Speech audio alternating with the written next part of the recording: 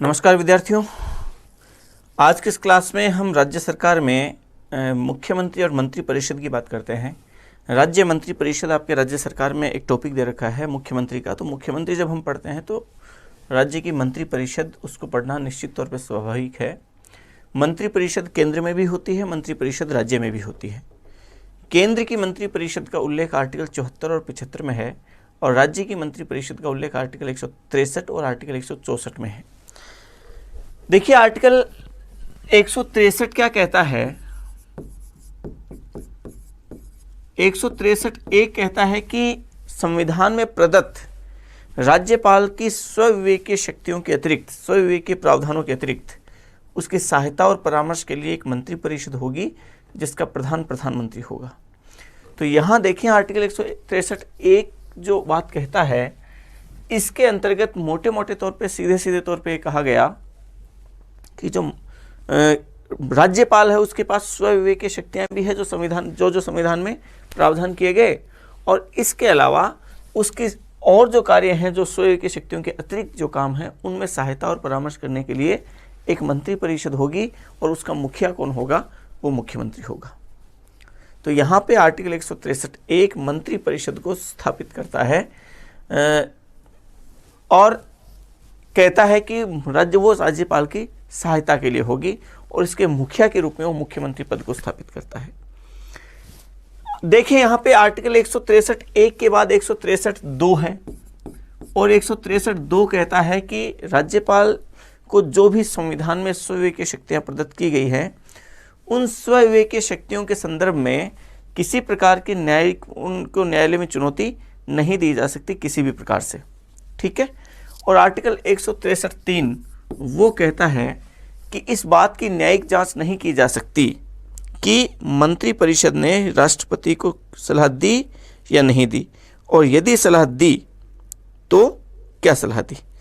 इस बारे में बिल्कुल नहीं कहा जा सकता कि मंत्री परिषद ने राष्ट्रपति को सलाह दी या नहीं दी। न्यायालय में चुनौती दी ही नहीं जा सकती इस मामले को कि उसे सलाह दी या नहीं दी, और यदि सलाह दी तो क्या सलाह दी। ये आर्टिकल 163 1, 2 और 3 है। 1 और 2 में हमें राज्यपाल की स्वविवेकीय शक्तियों के संदर्भ में थोड़ा पता चलता है कि उसकी स्वविवेकीय शक्तियाँ क्या क्या स्वविवेकीय शक्तियाँ प्रदान की गई है, ठीक है। देखें इसके बाद हम अगर आगे बढ़ें तो ये समझिए कि आर्टिकल 164 में क्या कहा गया। राज्य मंत्री परिषद के मंत्री हैं उनकी नियुक्ति के बारे में और सारी चर्चाएं उसके बारे में की गई है। तो राज्य मंत्री परिषद समझिए कि वास्तविक कार्यपालिका है। हम इसके एक एक बिंदु को शुरू करते हैं। सबसे पहले देखिए मंत्रियों की नियुक्ति। मंत्रियों की नियुक्ति और ये है आर्टिकल 164 1। और आर्टिकल 164 1 कहता है कि मंत्रियों की नियुक्ति कौन करेगा। राज्य के मंत्रियों की बात है कि केंद्र वालों की बात नहीं है। मंत्रियों की नियुक्ति राज्यपाल करेगा। 164 1 कहता है कि मुख्यमंत्री की नियुक्ति राज्यपाल करेगा और अन्य मंत्रियों की नियुक्ति राज्यपाल मुख्यमंत्री की सलाह से करेगा। तो मंत्रियों की नियुक्ति करेगा तो राज्यपाल, लेकिन वो किसकी सलाह से करेगा, वो मुख्यमंत्री की सलाह से करेगा।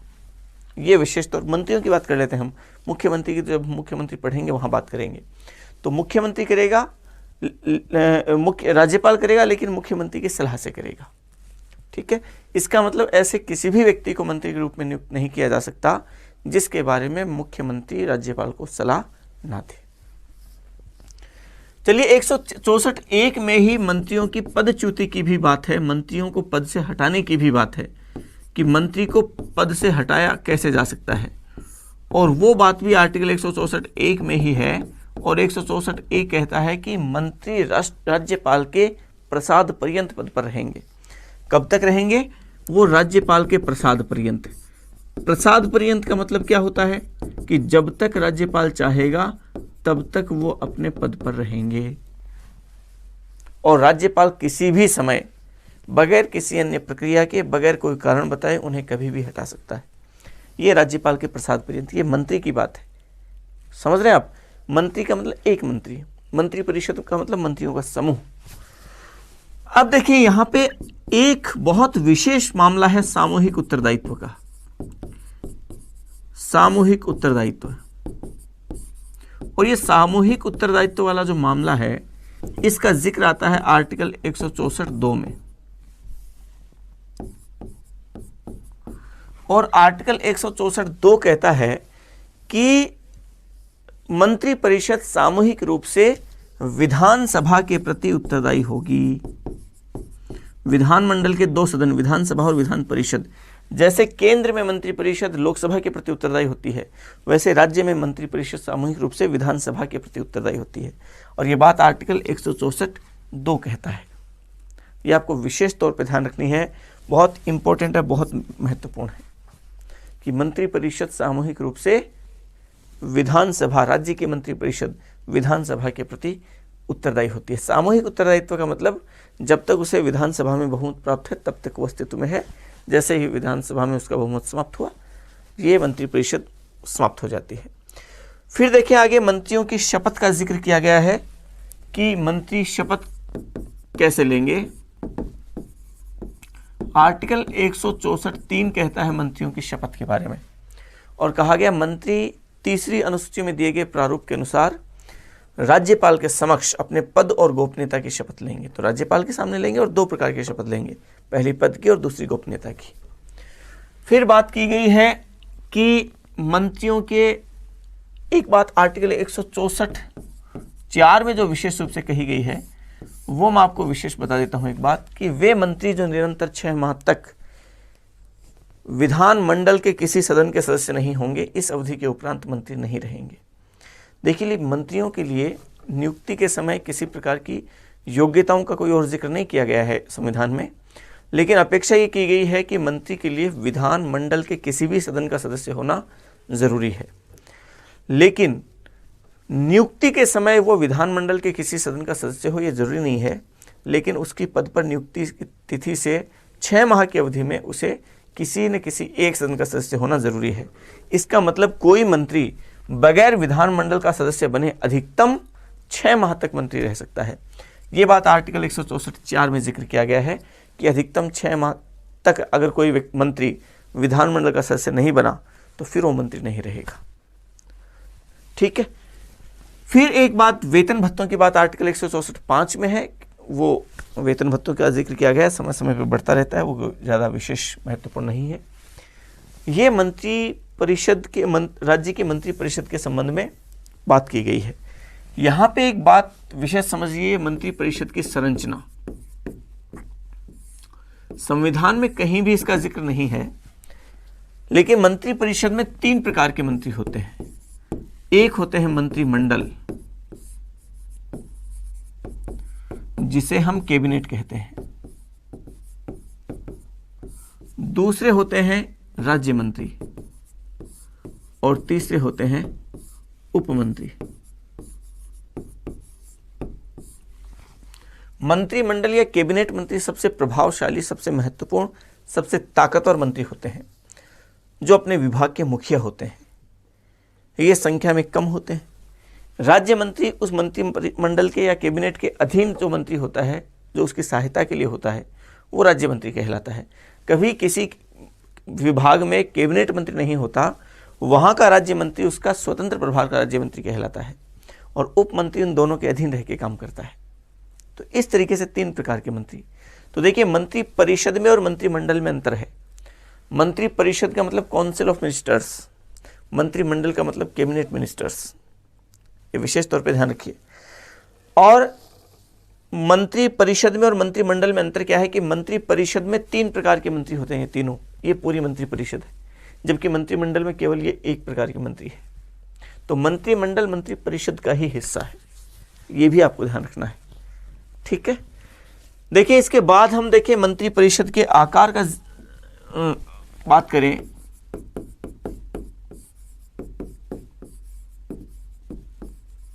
मंत्री परिषद का आकार, कि मंत्री परिषद में कितने मंत्री हो सकते हैं अधिकतम। मूल संविधान में इसका कोई जिक्र नहीं किया गया, लेकिन एक संविधान संशोधन किया गया, 91वां संविधान संशोधन, और इसके द्वारा आर्टिकल 164(1) क ये बनाया गया, ये उसमें जोड़ा गया। कौन से संविधान संशोधन से? 91वें संविधान संशोधन 2003 द्वारा। और मंत्रियों की संख्या को निश्चित किया गया और कहा गया कि मंत्री परिषद में मंत्रियों की अधिकतम संख्या उस राज्य की विधानसभा की कुल सदस्य संख्या के 15% से अधिक नहीं होगी। लेकिन एक बात और जोड़ी गई, लेकिन मंत्रियों की यह संख्या किसी राज्य में 12 से कम भी नहीं होगी।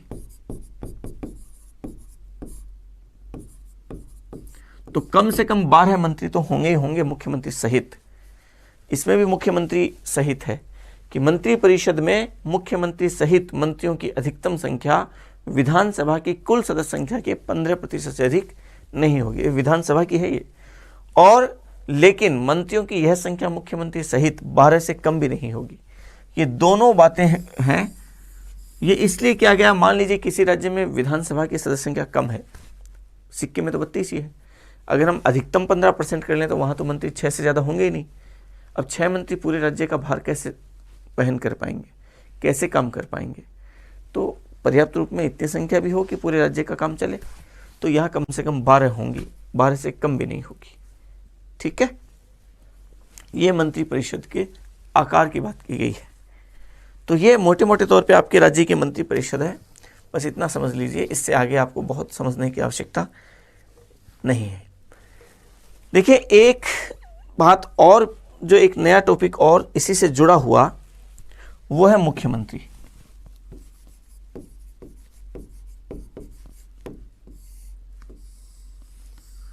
अगर हम बात करें राजस्थान के संदर्भ में, तो राजस्थान में अभी हमने बात की ना मंत्री परिषद का आकार। तो मंत्री परिषद के आकार में देखो, राजस्थान की अगर हम बात करें तो अधिकतम मंत्री कितने होंगे मुख्यमंत्री सहित? तो मुख्यमंत्री सहित कितने होंगे? विधानसभा की कुल सदस्य संख्या 200, इसके 15% से ज्यादा नहीं होंगे।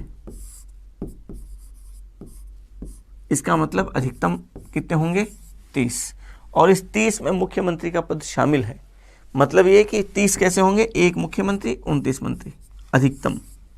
ये अधिकतम की बात है। तो मुख्यमंत्री के अलावा अधिकतम कितने मंत्री हो सकते हैं? तो 29। मुख्यमंत्री सहित अधिकतम कितने मंत्री हो सकते हैं? तो 30।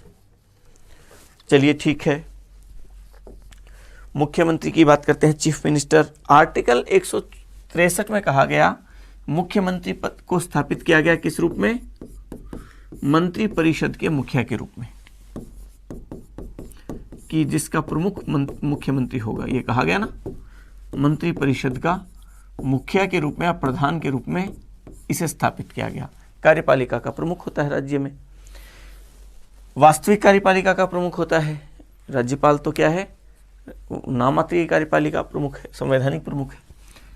देखिए, मुख्यमंत्री की नियुक्ति कौन करता है? इसकी नियुक्ति की अगर हम बात करें तो नियुक्ति का जिक्र किया गया है आर्टिकल 164(1) में, और कहा गया कि मुख्यमंत्री की नियुक्ति राज्यपाल करेगा। नियुक्ति कौन करता है? राज्यपाल। अब किस व्यक्ति को करेगा ये नहीं कहा गया, लेकिन परंपरा यह है कि किस व्यक्ति को करेगा? विधानसभा में बहुमत दल के नेता को। किसी दल को बहुमत ना मिले तो गठबंधन के नेता को, और ऐसी स्थिति हो कि कुछ भी स्पष्ट नहीं है, तो फिर राज्यपाल अपने स्वविवेक से मुख्यमंत्री का चयन करता है।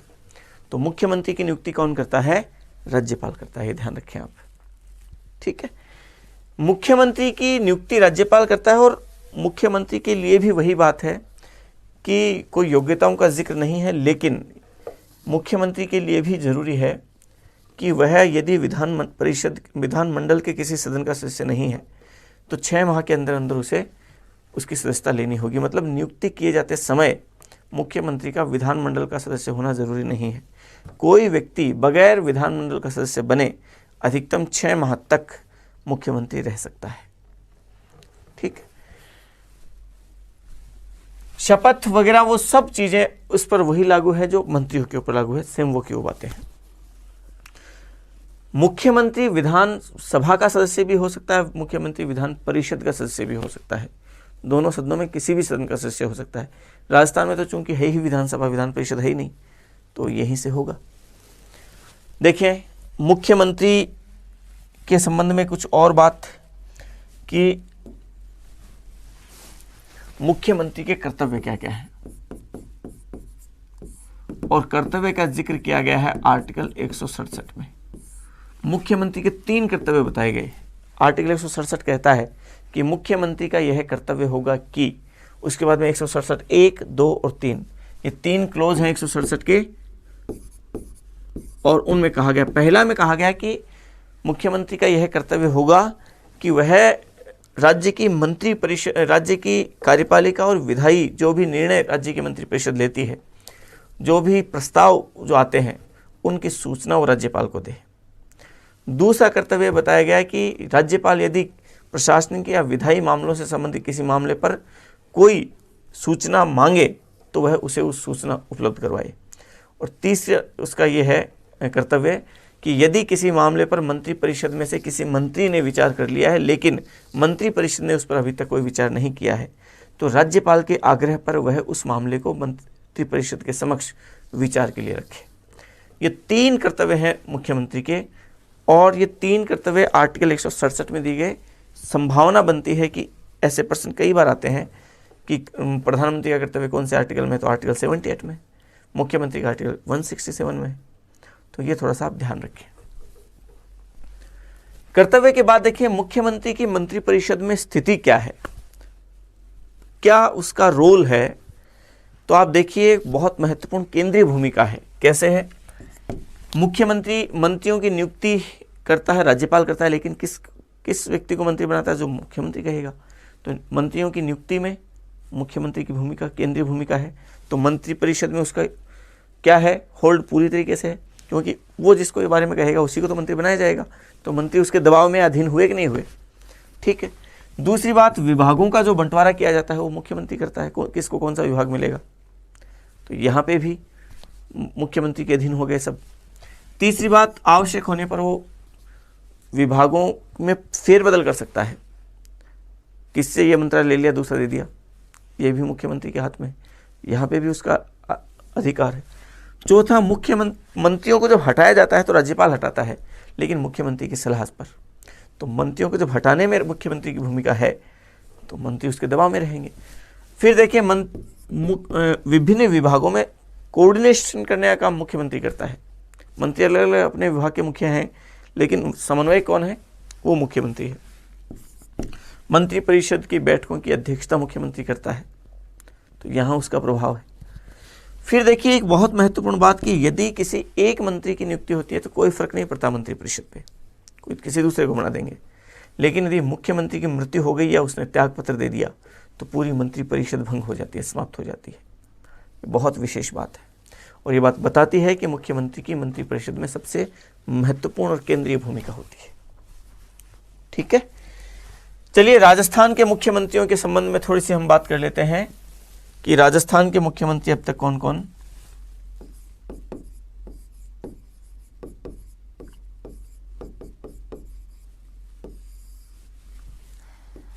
देखिए राजस्थान के मुख्यमंत्री की बात करें तो चुनाव तो 1952 में हुए, मुख्यमंत्री पद 1949 में आ गया, तो 49 से 52 तक तो मुख्यमंत्री रहे, बगैर चुनाव के हुए, तो उन्हें हम मनोनीत मुख्यमंत्री के नाम से जान सकते हैं।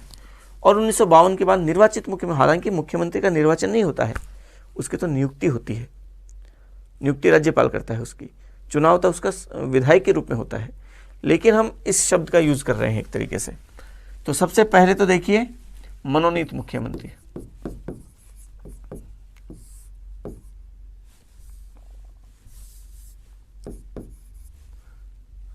और मनोनीत मुख्यमंत्रियों में सबसे पहले मुख्यमंत्री कौन है? वो है हीरालाल शास्त्री।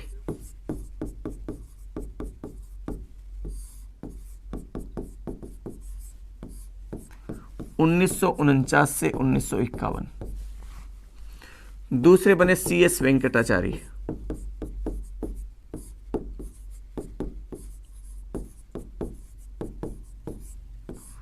(1951 में कुछ समय के लिए), और तीसरे बने जय नारायण व्यास,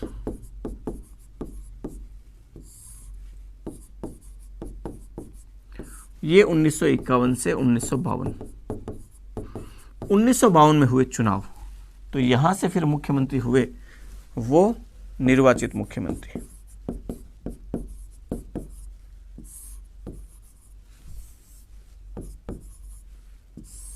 और निर्वाचित मुख्यमंत्री में चुनाव हुए तो पहली विधानसभा 1952 चुनाव हुए, मुख्यमंत्री पद के दावेदार जयनारायण व्यास थे। 2 जगह से चुनाव लड़ा, दोनों जगह से चुनाव हार जाते हैं और राजस्थान के पहले मुख्यमंत्री बनते हैं। वो कौन बनते हैं? और वो है टीकाराम पालीवाल। तो टीकाराम पालीवाल पहले निर्वाचित मुख्यमंत्री। तो यहां 4 नंबर लगा देते हैं। टीकाराम पालीवाल 1952 में, कुछ समय के लिए, ठीक है। अब क्या हुआ कि 1952 में जयनारायण व्यास इसलिए नहीं बने क्योंकि वो चुनाव हार गए थे। अब फिर वो किशनगढ़ की एक सीट से दोबारा उपचुनाव लड़के आए और 1952 में फिर वो मुख्यमंत्री बने। तो जयनारायण व्यास एक ऐसे मुख्यमंत्री थे जो मनोनीत के रूप में भी थे और निर्वाचित के रूप में भी थे। 1952 से लेकर 1954 ये मुख्यमंत्री रहे। फिर अगले मुख्यमंत्री बनते हैं मोहनलाल सुखाड़िया।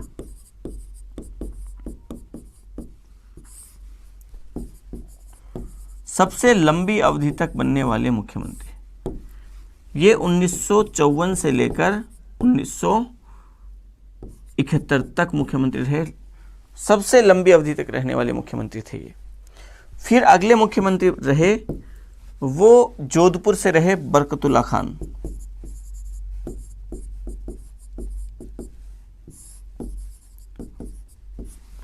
और ये रहे 1971 से 1973। ऐसे मुख्यमंत्री जिनकी पद पर रहते हुए मृत्यु हो गई, ये बरकतुल्ला खान थे। फिर अगले मुख्यमंत्री कौन बने? अगले मुख्यमंत्री बनते हैं बरकतुल्ला खान के बाद में हरिदेव जोशी।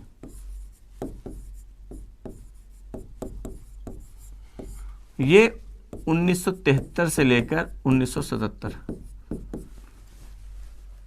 पहला राष्ट्रपति शासन लगा था 1967 में मोहनलाल सुखाड़िया के समय, दूसरी बार लगा यहां 77 में।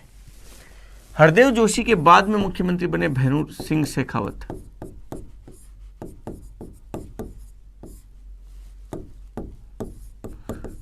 राजस्थान के पहले गैर कांग्रेसी मुख्यमंत्री 1977 से 1980। पहले गैर कांग्रेसी मुख्यमंत्री थे, ध्यान रखिएगा इस बात को। तीसरी बार राष्ट्रपति शासन 80 में लगा।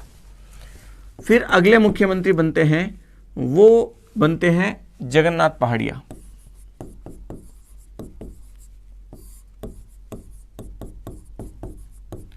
भरतपुर से थे, 1980 से 1981।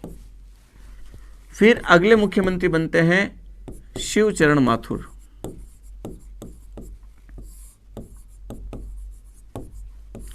उन्नीस से 1985।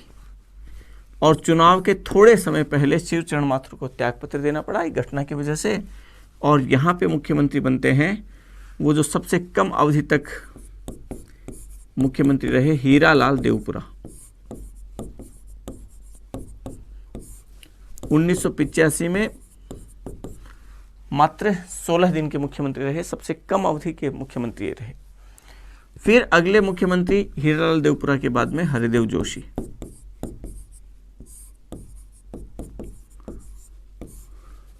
उन्नीस से 1988। फिर अगले मुख्यमंत्री वो शिवचरण माथुर।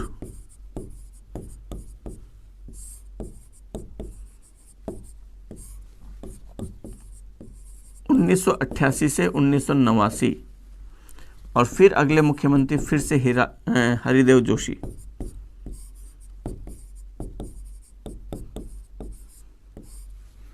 ये 1989 से 1990। देखिए 1990 में फिर बनते हैं मुख्यमंत्री कौन? यहां बनते हैं भैरू सिंह शेखावत।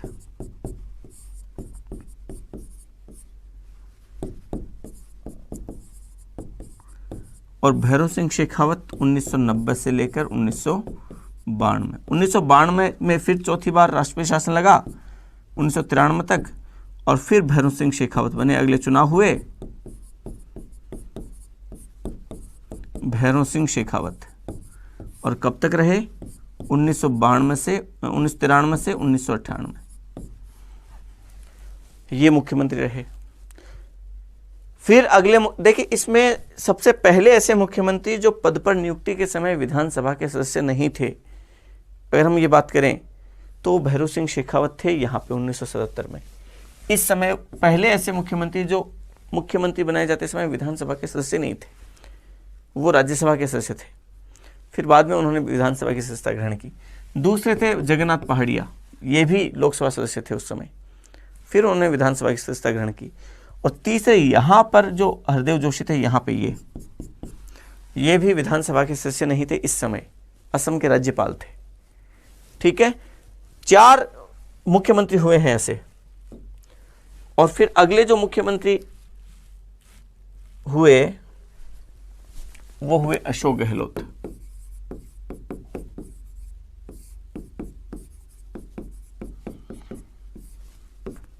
ये 1998 से 2003, और ये भी इस समय विधानसभा के सदस्य नहीं थे।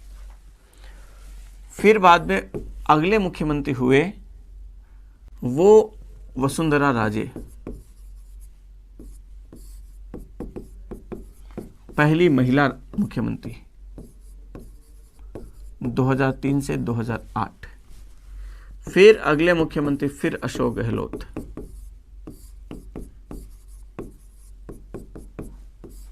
2008 से 2013। फिर अगले मुख्यमंत्री वसुंधरा राजे, 2013 से 2018। और फिर आगे फिर मुख्यमंत्री अशोक गहलोत,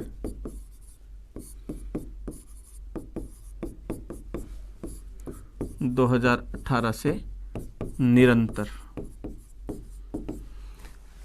ठीक है, इस तरीके से 22 नंबर क्रमांक तक मुख्यमंत्री हो चुके हैं। राजस्थान के ऐसे मुख्यमंत्री जो सबसे लंबी अवधि तक रहे, और सबसे लंबी अवधि की बात करें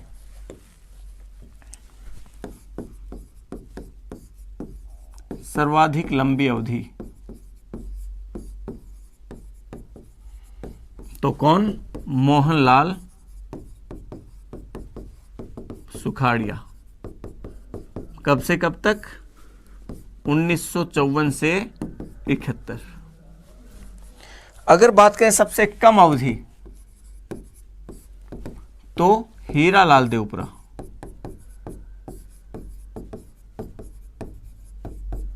1985 में केवल 16 दिन। अगर बात करें सबसे प्रथम प्रधान मुख्यमंत्री तो हीरालाल शास्त्री। अगर बात करें प्रथम निर्वाचित मुख्यमंत्री तो टीकाराम पालीवाल।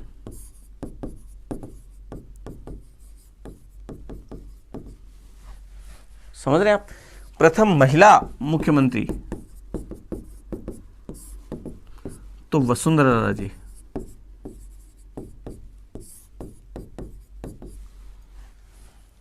ये कई चीजें हैं। वर्तमान अशोक गहलोत है वर्तमान मुख्यमंत्री। तो ये सब चीजें आप थोड़ा सा इन सब चीजों को रट लीजिए, ध्यान रख लीजिए। अगली क्लास में हम राज्य के विधानमंडल की बात करते हैं। तो अगली क्लास में फिर मिलते हैं। धन्यवाद।